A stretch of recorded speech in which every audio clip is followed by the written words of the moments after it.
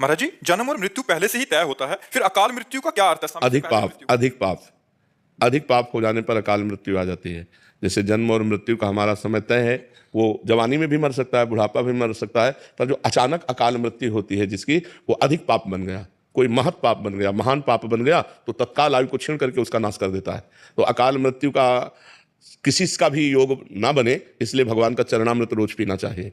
भगवान के चरणामृत का प्रभाव है अकाल मृत्यु हरणम सर्वव्याधि विनाशनम श्री कृष्ण पादोदकम पीत्वा पुनर्जन्म न विद्यते। अगर रोज भगवान का चरणामृत पिए, सालीग्राम भगवान का, जैसे राधा वल्लभ जी बांके बिहारी जी से चरणामृत ले ले और उसी में जल मिला ले और रोज एक ढक्कन चरणामृत ले, तो अकाल मृत्यु नहीं होगी। अकाल मृत्यु हरणम सर्वव्याधि विनाशनम, समस्त रोगों का शमन करने की सामर्थ्य और भगवान की प्राप्ति की भी उमंग ये चरणामृत प्रकट करता है। जो रोज चरणामृत पीता है उसकी अकाल मृत्यु नहीं हो सकती, उसको कोई रोग परेशान नहीं कर सकता। होगा, शरीर में हो सकता है रोग, लेकिन उसको परेशान नहीं कर सकता, और उसका शरीर जब छूटेगा तो अगला जन्म नहीं होगा। ऐसी उसकी स्थिति बन जाएगी, भगवान का अंतिम समय स्मरण आ जाएगा अगर रोज नियम से चरणामृत पीता है। अकाल मृत्यु हरणम सर्वव्याधि विनाशनम श्री कृष्ण पादोदकम पीत्वा पुनर्जन्म न विद्यते। जो भगवान का रोज चरणामृत पीता है उसका पुनर्जन्म नहीं होता, उसकी अकाल मृत्यु नहीं होती, उसको कोई रोग दबा नहीं सकते। नहीं तो अपने द्वारा पाप ऐसे बन जाते हैं। अब जैसे गर्भ हत्या है, भ्रूण हत्या है, स्त्री हत्या है, वृद्ध हत्या है, कई ऐसी हत्याएं हैं,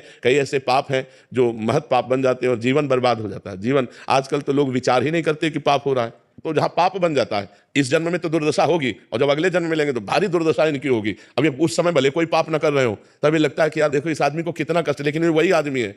अगर इसको पूरी सीन दिखाई जाए तो आपकी ठीक है, भले इसको ऐसा ही होना चाहिए। तो जो दंड मिलता है ना, जिंदा जल गए, ट्रक में पिस गए, अब ये सब वही हैं। अब इस जन्म में आए घूम के तो अच्छे आदमी है, भले पाप नहीं कर रहे, लेकिन पूर्व का जो पाप है वो पीस देगा, वो जला देगा। तो जो कोई महान पाप बन जाता है तो हमारी अकाल मृत्यु भी कर देता है।